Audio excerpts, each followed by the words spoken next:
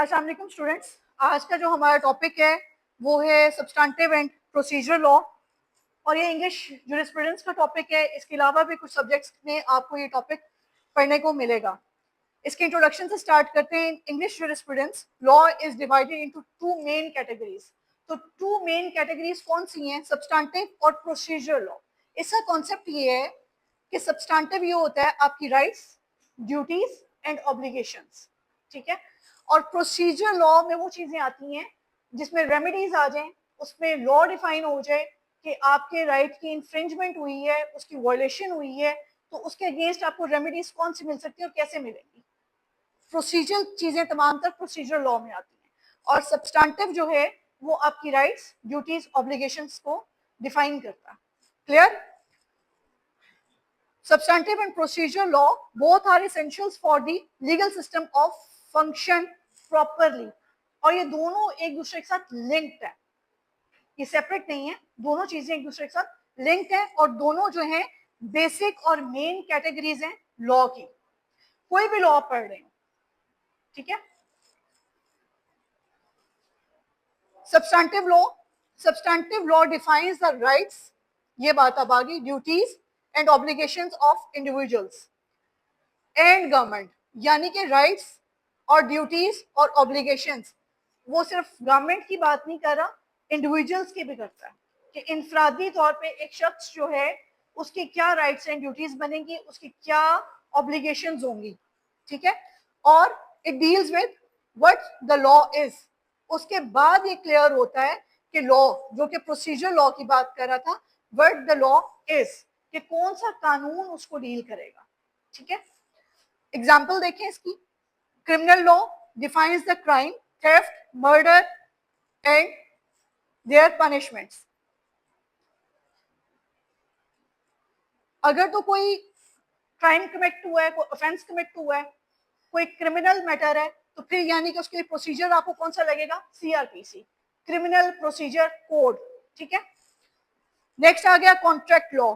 ये क्या है? Governs the agreement. कॉन्ट्रैक्ट्स क्या होते हैं? बिजनेस लॉ आप लोगों ने पढ़ा है ऑलरेडी, ठीक है। जो दो पार्टीज के दरमियान में क्या है, एक लीगल रिलेशनशिप है, एक उनके दरमियान में जो है कॉन्ट्रैक्ट है, तो दोनों पार्टीज में एग्रीमेंट आ गया बिटवीन बोथ पार्टीज। तो ये इसके लिए कौन सी चीज है? कॉन्ट्रैक्ट लॉ, जिसके अंदर तमाम तरह के मुआहदे होते हैं, एग्रीमेंट्स होते हैं, वो चीजें आएंगी। Property laws deal with the ownership and transfer of property, ownership और साथ इसके पोजेशन, ठीक है। तो ये डील करेगा उसको, प्रॉपर्टी लॉ को। नेक्स्ट इसके हैं की फीचर्स। Define legal relationship. इसका पहला जो की पॉइंट है वो क्या है? Define legal relationship. Provide remedies for violation, यानी कि रेमेडीज देगा जो भी वायलेशन होगी, जो भी लीगल राइट की इंफ्रिंजमेंट होगी, उसके अगेंस्ट कौन सी रेमेडीज हमें मिल सकती हैं।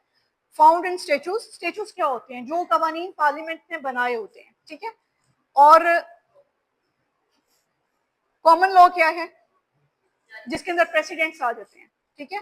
जज made laws. Procedure law, law of procedure की बात करता है।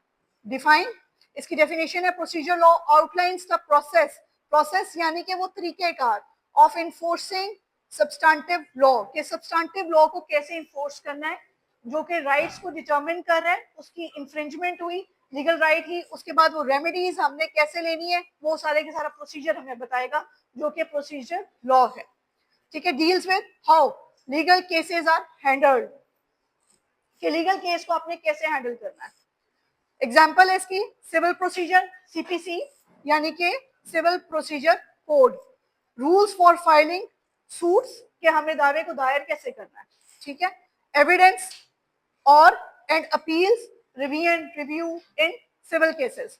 ये सारी बात करें प्रोसीजर लॉ की, यानी कि सिविल प्रोसीजर की। क्रिमिनल प्रोसीजर, जब भी कोई मैटर क्रिमिनल होगा, जब भी कोई ऑफेंस कमिट होगा, तो उसके लिए क्या है? Criminal procedure code, CrPC attract करेगा। स्टेप्स फॉर अरेस्ट, सबसे पहले क्या होती है? एफआईआर होती है, एफआईआर के बाद अरेस्ट है, फिर उसके बाद क्या होता है? ट्रायल कंडक्ट किया जाता है। ट्रायल के बाद क्या है? या अक्यूज एक्विट हो जाएगा या कन्विक्शन हो जाएगी। एंड ऑफ या कंक्लूजन ऑफ ट्रायल, दो ही चीजों में से एक पर है ना, या कन्विक्शन है या इक्विटल है। Law of evidence, rules on what evidence is admissible in court. कौन सी शहादतें, कौन सी गवाहियां ऐसी हैं जो एडमिसिबल होंगी, सुनी जा सकती हैं कोर्ट में, ठीक है।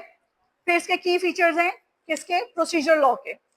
Ensures fair and orderly legal process, protects the rights of parties in court, यानी कि अदालतों में राइट्स जो भी किसी बंदे के हो, गवर्नमेंट के हो, जिस किसी के भी हैं, उन राइट्स को क्या है, प्रोटेक्ट किया जाता है बाय लॉ अदालत में।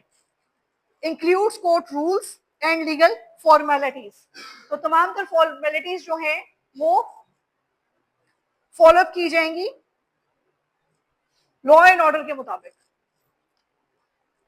नेचर क्या है इसकी, व्हाट द लॉ इज, ये आ गया सब्सटेंटिव में। How the law is applied, यानी कि सिविल की डोमेन में मामला है या क्रिमिनल की डोमेन में मामला है या कॉन्ट्रेक्चुअल है, तो वो भी सिविल नेचर ही है, ठीक है, ये उसको डिफाइन करेगा। एग्जाम्पल्स हैं contract law and criminal law या law of evidence rules. Sources कौन से हैं, स्टैट्यूट्स एंड कॉमन लॉ। ये ऑलरेडी मैंने आपको दोनों चीजें भी बता दी कि कॉमन लॉ क्या है, स्टैट्यूट्स क्या है, जो पार्लियामेंट ने बनाए हुए हो वो स्टैट्यूट्स हैं, और कॉमन लॉ कौन सा है, जो प्रेसिडेंट्स होते हैं, जो केस लॉज होते हैं, वो इसके अंदर आएंगे कॉमन लॉ में, ठीक है।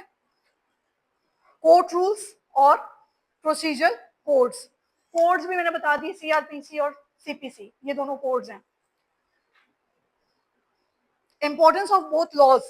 Substantive law ensures the justice by defining legal rights. Substantive law क्या इंश्योर करता है, जस्टिस को by defining legal rights. जब लीगल राइट्स डिफाइन हो जाते हैं, फिर लीगल राइट को हासिल करने के लिए प्रोसीजर लॉ की जरूरत पड़ती है। तो प्रोसीजर लॉ इंश्योर्स फेयरनेस, यानी कि fair trial by providing a clear legal process. तो क्लियर लीगल प्रोसेस जो है वो आपको प्रोसीजर लॉ से मिलेगा। बोथ वर्क टुगेदर, दोनों काम क्या है, इकट्ठे करते हैं, to maintain an effective legal system. और दोनों के दोनों जो हैं, ये डोमेन्स आपकी दोनों जो है प्रोसीजर की और सब्सटेंटिव लॉ की, दोनों maintain an effective legal system, यानी कि लीगल सिस्टम के लिए, जो कि आप लोगों ने लास्ट सेमेस्टर में लीगल सिस्टम का सब्जेक्ट भी पढ़ा, तो उसमें ये है कि दोनों के लिए लीगल सिस्टम, जो आपका एक लीगल सिस्टम चल रहा है, अदालती निज़ाम, उसके लिए दोनों चीजें क्या हैं, जरूरी हैं, और दोनों एक दूसरे से इंटरलिंक्ड हैं। लास्ट पे इसको कंक्लूड करेंगे, और क्वेश्चन जिस तरीके से हमने इसके पॉइंट्स दिए, इसी तरह से आपने इसके साइनॉप्सिस बनाने हैं, और इसी डिटेल के साथ आपने इस क्वेश्चन को प्रिपेयर करना है। क्लास कोई क्वेश्चन यहाँ तक क्लियर है?